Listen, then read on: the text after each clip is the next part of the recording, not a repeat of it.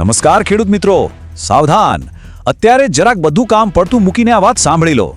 મુખ્ય સમાચારોની દોડમાં જે માહિતી દબાઈ જાય છે, જે વાત ગોદી મીડિયા તમને ક્યારે નહીં બતાવે, એ આજે અમે તમારી સામે લાવી રહ્યા છીએ. કારણ કે આ એવા અપડેટ્સ છે જે સીધા તમારા પાક, તમારી આવક અને તમારા ભવિષ્ય પર અસર કરવાના છે. એક સેકન્ડ પણ ચૂકતા નહીં.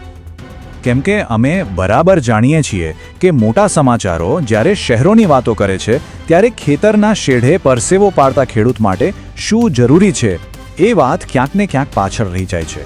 પણ હવે એવું નહીં થાય. તો ચાલો ફટાફટ આજના મુખ્ય સમાચારો પર એક નજર નાખી લઈએ. દક્ષિણ ગુજરાત માટે વરસાદની ગંભીર ચેતવણી આવી છે.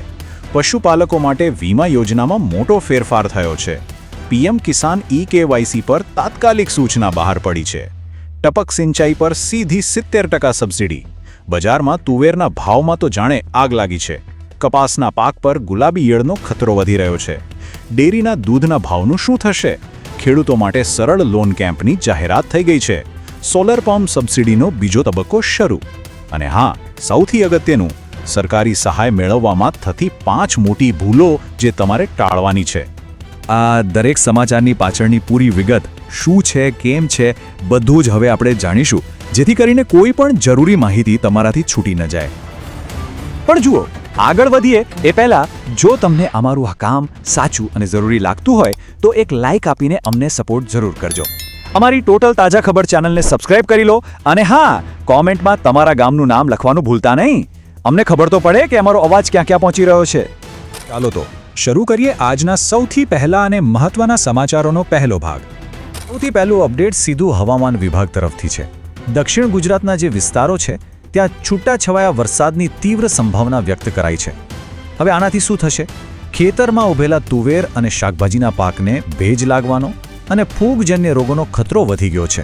કૃષિ વિભાગે તો સ્પષ્ટ કહી દીધું છે કે જંતુ નિવારણ માટેની તૈયારીઓ અત્યારથી જ કરી લેજો. એક વાત જણાવજો, શું તમારા વિસ્તારમાં પણ હવામાનમાં કંઈ ફેરફાર દેખાઈ રહ્યો છે? અને તમારા પાકની અત્યારે શું સ્થિતિ છે? અમને નીચે કોમેન્ટમાં લખીને જરૂર જણાવો. હવે વાત કરીએ પશુપાલક ભાઈઓ માટેના એકદમ સારા સમાચારની. ગાય અને ખાસ કરીને જે મહેસાણી ભેંસ છે એના માટેની વીમા યોજનાને હવે ખૂબ જ સરળ બનાવવામાં આવી રહી છે. હવેથી બધી જ પ્રોસેસ ડિજિટલ થઈ જશે, જેનાથી ફાયદો એ થશે કે વીમાનો ક્લેમ પાસ થવાનો સમય ઘટી જશે. આના માટે સરકાર બહુ જલ્દી ગામે ગામ કેમ્પ પણ ગોઠવવાની છે. પીએમ કિસાન યોજનાના લાભાર્થીઓ ખાસ ધ્યાન આપે. આ એકદમ તાકીદની સૂચના છે. મોટાભાગના જિલ્લાઓમાં વેરિફિકેશનનું કામ લગભગ પૂરું થવા આવ્યું છે. જો તમારું ઈ-કેવાયસી કોઈપણ કારણસર હજી પણ બાકી હોય તો એક પણ દિવસની રાહ જોયા વગર સીધા તમારા તાલુકા સેવા સેતુ કેન્દ્ર પર પહોંચી જાઓ અને આ કામ પૂરું કરાવી લો. નહીંતર યાદ રાખજો, આવનારો હફતો અટકી શકે છે. જુઓ, આ બહુ ગંભીર બાબત છે. આને જરા પણ હળવાશમાં ન લેતા. તમારું ઈ-કેવાયસી થઈ રહ્યું છે કે નહીં? નીચે ખાલી હા કે નામાં જવાબ આપો એટલે અમને પણ ખ્યાલ આવે. સારું, હવે તમારી સ્ક્રીન પર એક મોટો આંકડો દેખાઈ રહ્યો છે, 70%. શું છે આ 70%નો મતલબ? ચાલો જોઈએ. તો વાત છે 70% સબસિડીની. જે વિસ્તારોમાં પાણીની તકલીફ છે ત્યાં સરકાર ટપક સિંચાઈ પદ્ધતિ એટલે કે માઇક્રો ઇરિગેશન માટે 70% સુધીની જંગી સબસિડી આપી રહી છે.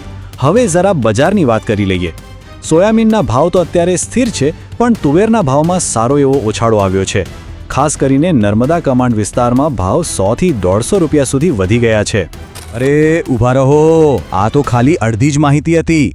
હજી તો આપણે કપાસમાં ગુલાબી ઈયળનો પ્રકોપ, દૂધના ભાવ, સરળ લોન કેમ્પ, સોલાર પંપની નવી અરજીઓ અને સહાય મેળવવા માટે કઈ 5 ભૂલોથી બચવાનું છે એ બધું જ જાણવાનું તો બાકી જ છે.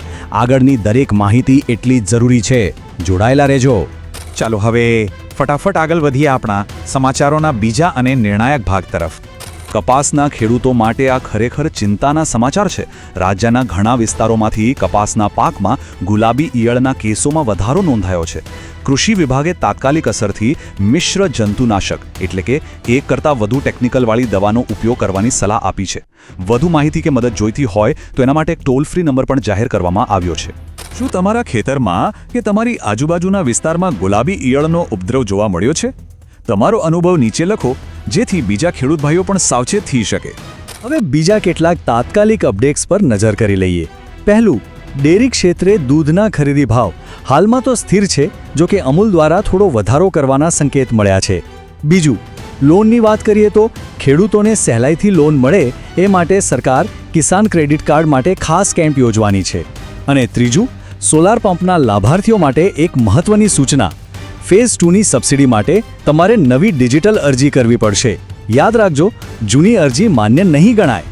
અને હવે આપણે આવી ગયા છીએ આજના સૌથી મહત્વના વિષય પર.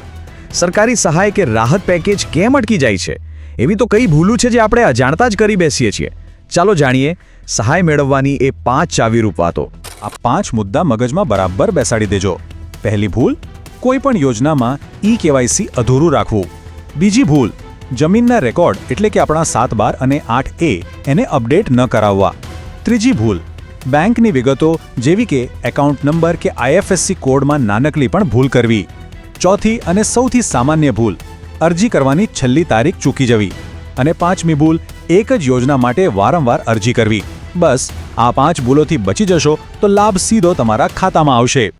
સારું, આટલી બધી માહિતી મળી ગઈ. હવે મારો એક સીધો સવાલ છે.